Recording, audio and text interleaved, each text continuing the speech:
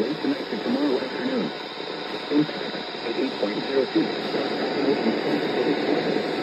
The First Union Trail is flooded in First Union Township at Plank Road and Route 113. At 11.0 feet, Greater Bird Road and Penitentiary Bridge are closed due to flooding. 7.0 feet, portions of Central Purchasing Parking Collegeville are closed.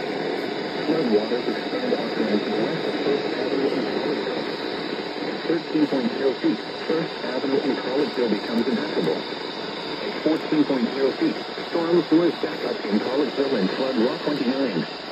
Additional details at 3:15 p.m. Tuesday, the stage was 2.4 feet. Forecast, the river is expected to rise above flood stage just after midnight tonight to a crest of 13.0 feet tomorrow morning. It will then fall below flood stage late tomorrow morning. Flood stage is 11.0 feet. Flood history.